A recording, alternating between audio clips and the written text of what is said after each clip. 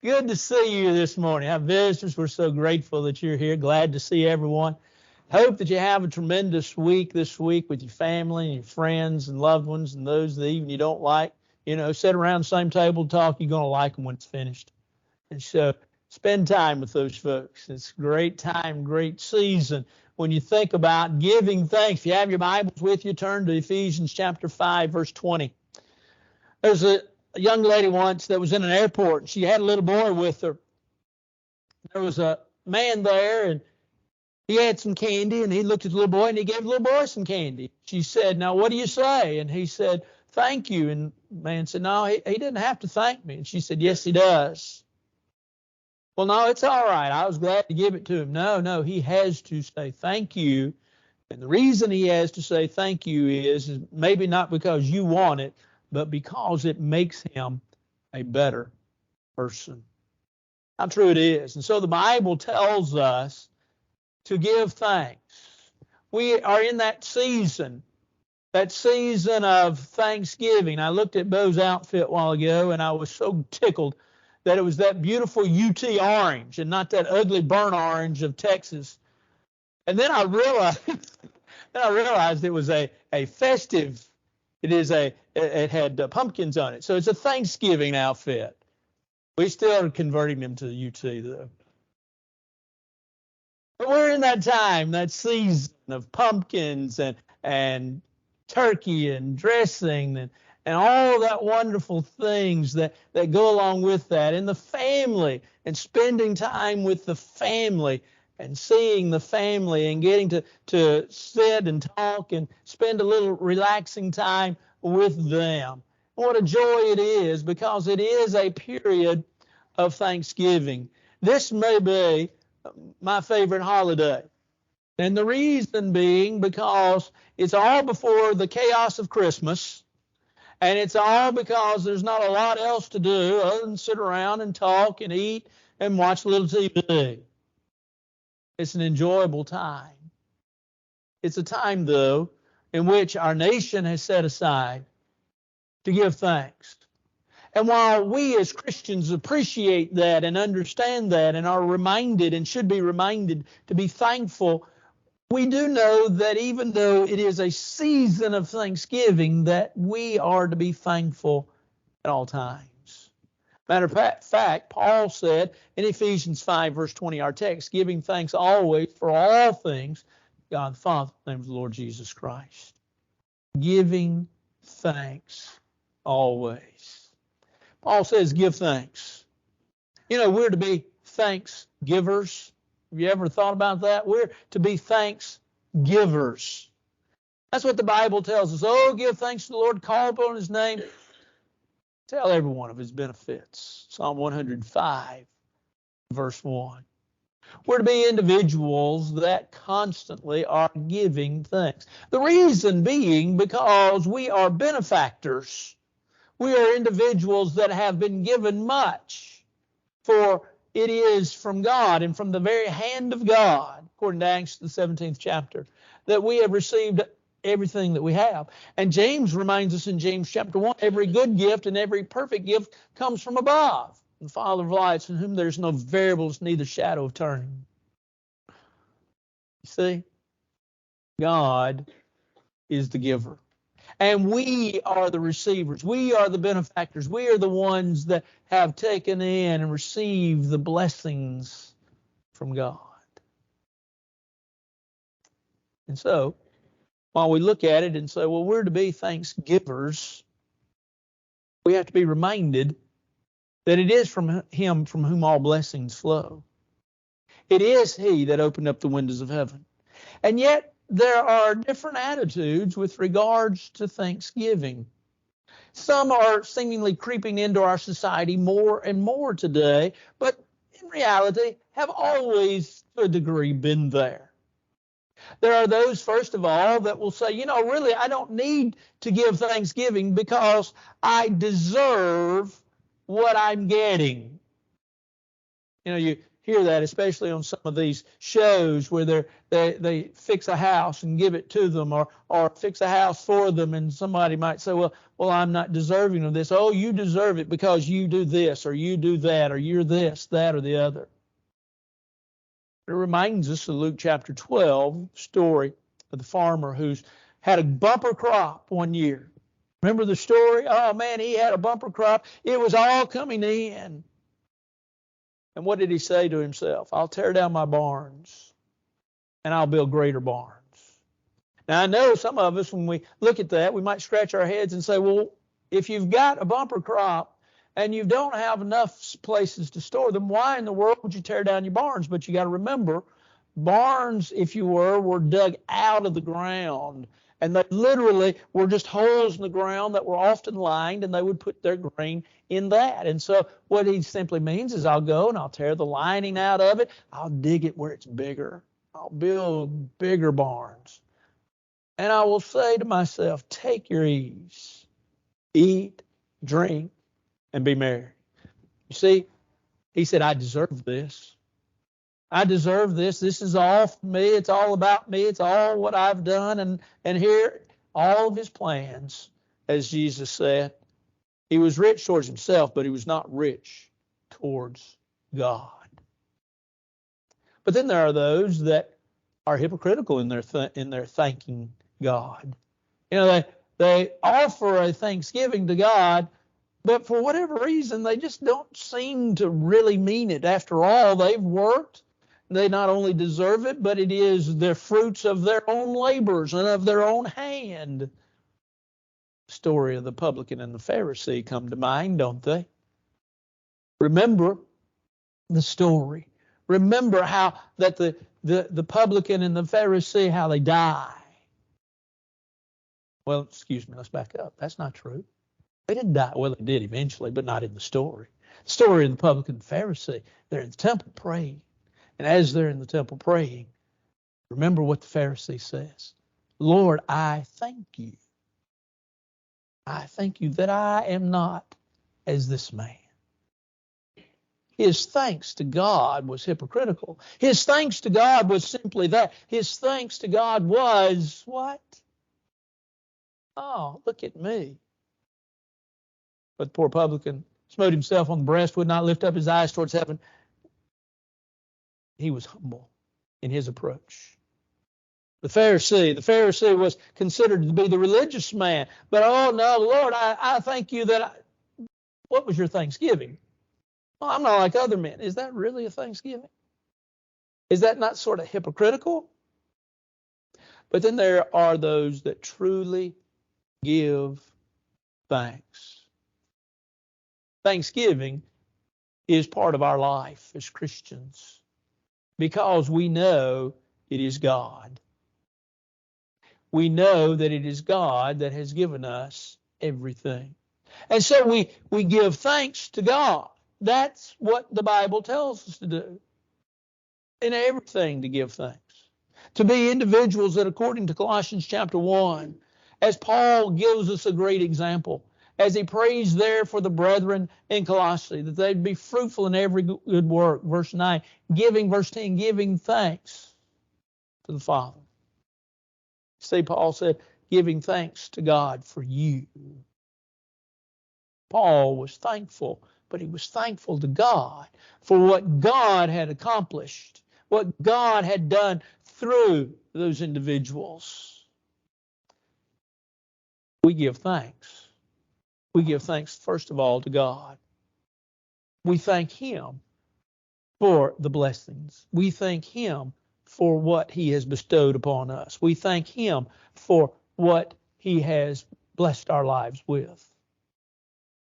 And so we're reminded then to give thanks unto God for all of His benefits. Psalm 118 and verse 1. When you think about individuals that gave thanks to God, you think about a lot of different people in the Bible. You think about Noah when he got off the ark. Remember what he did. He thanked God. You think of Hannah when she received her son in 1 Samuel chapter 2. She thanked God. Thanksgiving for what blessings they had received. And we find other examples in the Bible. But let us also be mindful that if we're to be folks that are giving thanks, we also thank other people. Why? Because of what other people do for us. You know, we from time to time, Jay, as he gets up and reads the announcements, he reads thank you notes from you. And I'm so proud of the fact that we can spend time thanking folks for what they do for us. You know, sometimes it's just a word or a pat on the back. But it's always something that's done. It's done for us. When you think about Paul thanked God for Phoebe, and he thanked Phoebe as well in Romans chapter 16. For this good woman who was a servant of God, he thanked her for her service. We thank God for others, but we thank others for what they do. It stands to reason then that we would put our arms around individuals and say, thank you for what you've done. But we do it in many different ways. We don't just have to put our arms around somebody and say thank you. We might do it with a handshake. We might do it with a wink.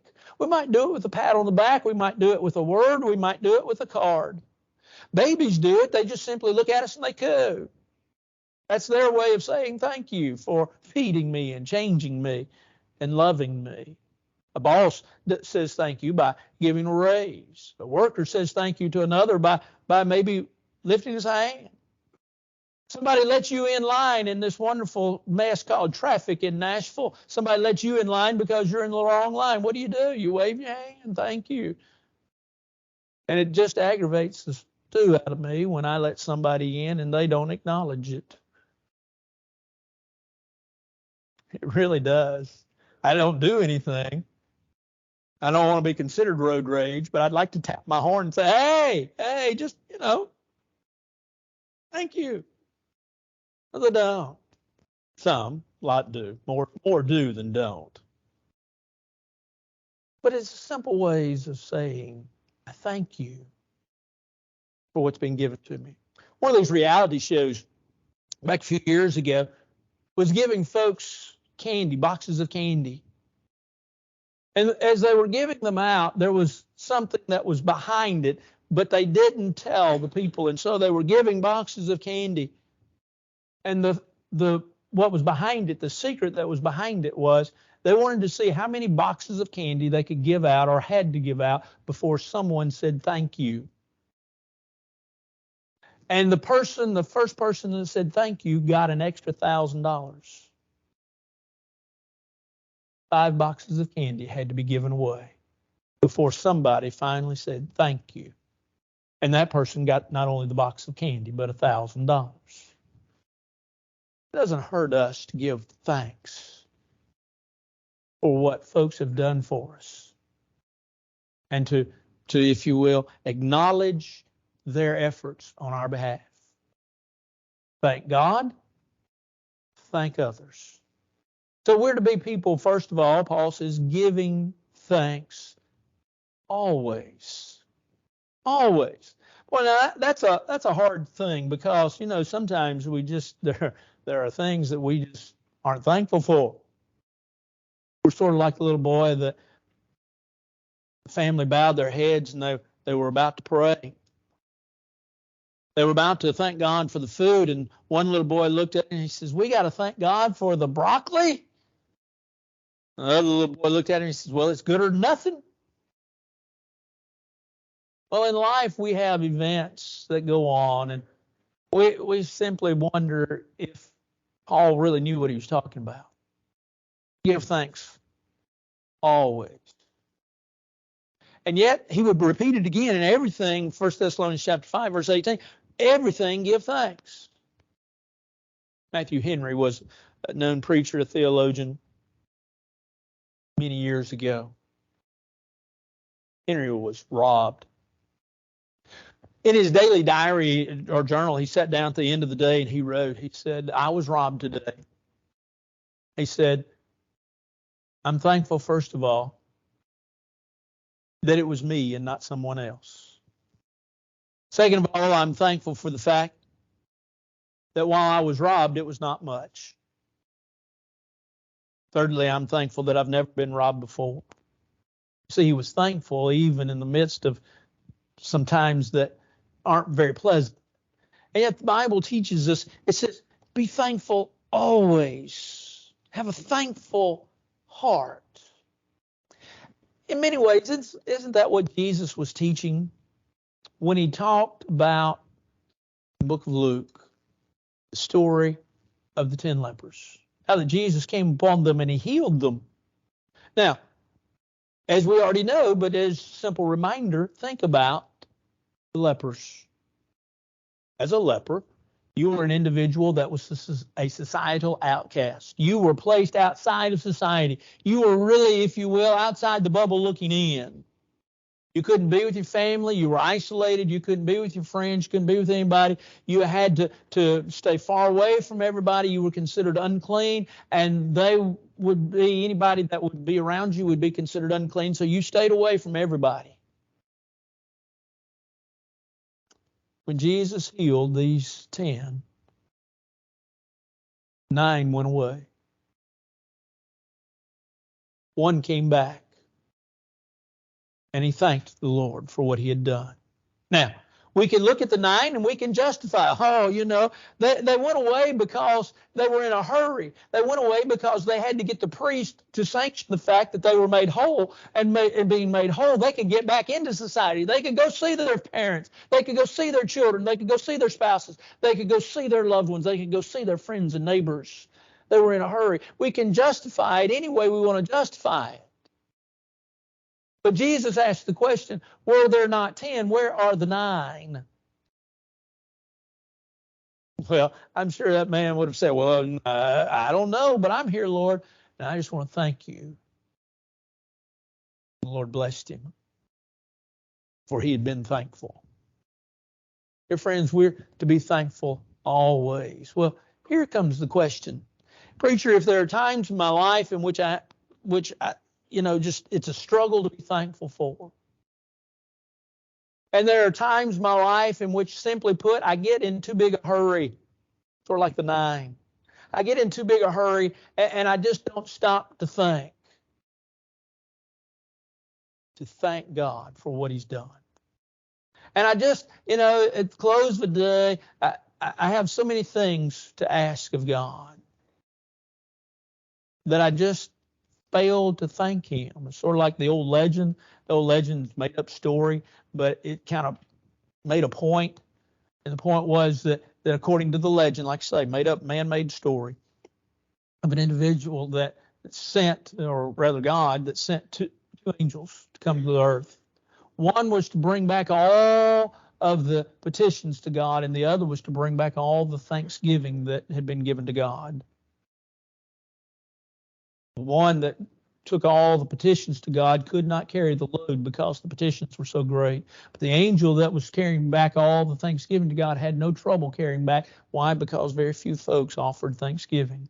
Now, like I say, a legend, story made up, but it's to illustrate a point. To always be thankful. But preacher, how do I do that? How do I do that? To stop and to think, but not only to thank God and stop and think, but also to be an individual that just simply put is thankful, no matter what the situation is. Well, let's look. First of all, we need to slow down. We all live too fast.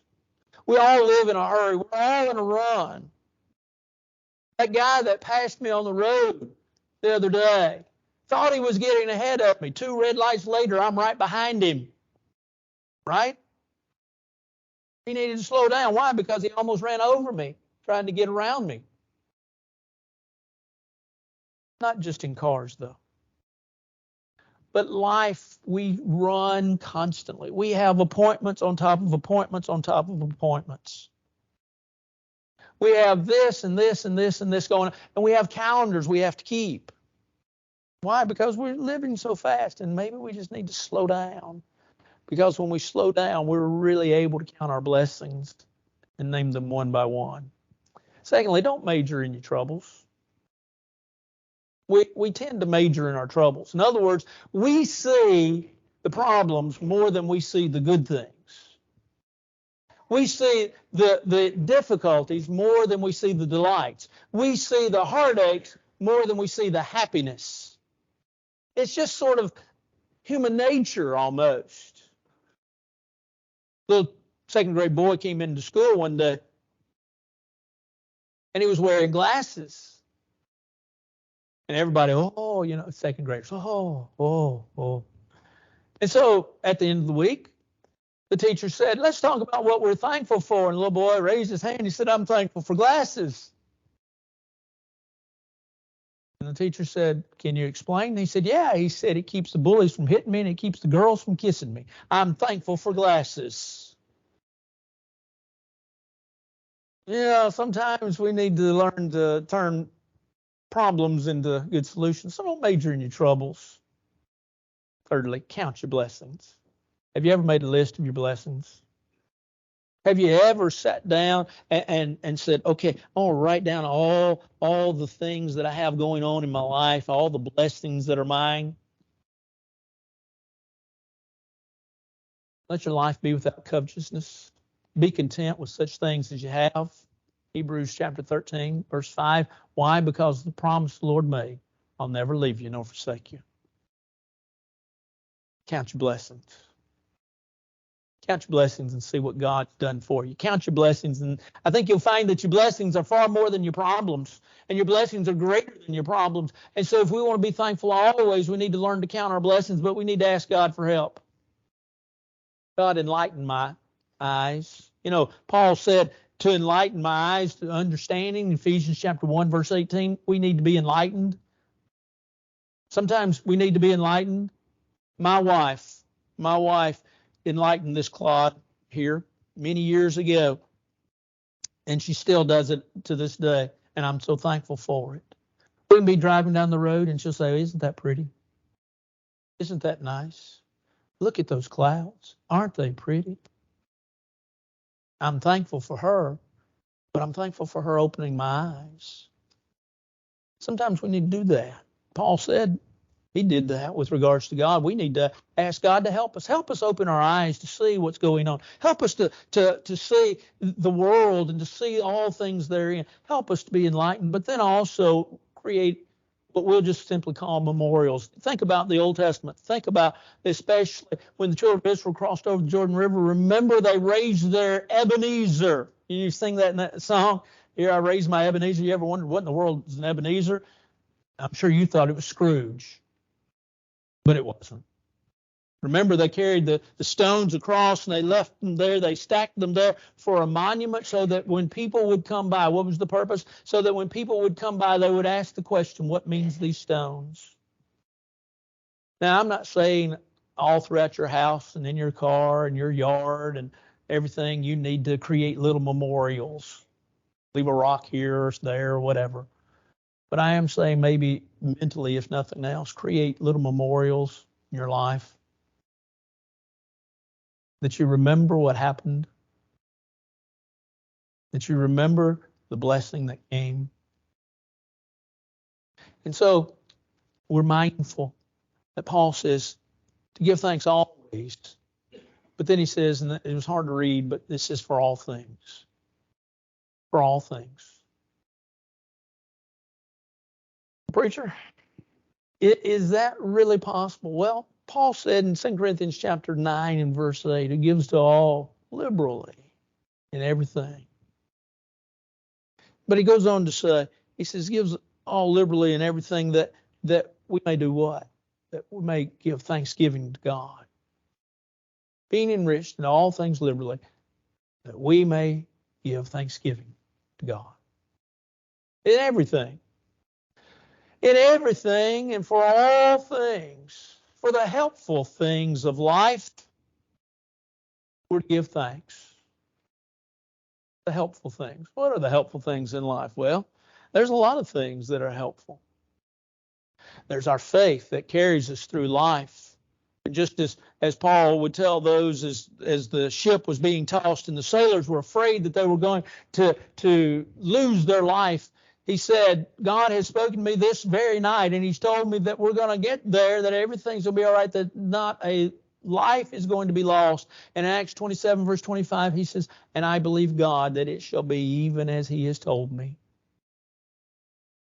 Helpful things in life include my faith that carries me through my difficult times. My faith that carries me through in times of great rejoicing and great, if you will, prosperity. Helpful things that carry me through all the days of my life. So for my faith, my family, what would I do without my family? What would I do without my spouse? What would I do without my children? What would I do without my grandchild? What would I do without my mom and dad? Thankful for my family. I'm thankful for the forgiveness that God offers because I'm far from perfect. And I need his grace. I need his mercy. I need his forgiveness.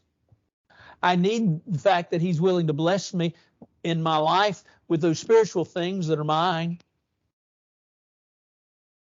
And so I'm thankful, though, for this forgiveness that he offers. And so I'm thankful for the helpful things, but I'm also thankful for the happy things. Oh, there's a lot of happy things in my life. You know, what can be happy? Well, how about fellow Christians, fellow brothers and sisters in Christ? How about the fact that there's the hope that comes to me according to Titus chapter 1 and verse 2? Paul talked about in hope of eternal life, which God that cannot lie has promised from the very beginning. How about the happiness of heaven that lies before me? Let not your hearts be troubled. Believe in God, believe also in me. In my Father's house are many mansions. If we're not so, I would have told you. I go and prepare a place for you. If you can't be happy about that, what can you be happy about? A place that awaits, a bed, if you will, not literally but proverbially, a bed that awaits you, a reservation that's been made, a place that endures, a place that will for always be. And so I'm happy for those happy things, or I'm thankful for those happy things. I'm thankful for my health. My health may not always be great. My health may not be great because of things that it's just built up in the past, or my health may be fine. I'll share with you just this tidbit. I went to the doctor just this past week. I've got to have a colonoscopy. And the nurse said, and why do you need one? I said, I reached that magical age of 60, and my primary doctor said I needed one. Oh, yes. Have you had one before? I said, when I was 50. Oh, good. Well, let's check your medical health. Let's do that. Let's check your history. Okay. No surgeries. No. You haven't had any operations? No. You had any broken bones? No. Huh. Sort of like that doctor many years ago as a young fellow. I went for my annual physical. Doctor walked in and he said, how you doing? I said, I'm doing great. He said, why are you here then? I wanted to give you some money. The reality of it is there are many happy things in life. And we should be happy for those things. And whatever our physical health is, good or bad, there's always a ray of strength anytime we can get up and we can take nourishment, anytime we can get up and come to church. Oh, yeah, we don't always feel good. We don't always, we're not on top of the world, but that's all right. Be thankful for your health. So be thankful for the happy things, and be happy for the hurtful things. Preacher, I cannot be happy for the hurtful things. Yeah, you can.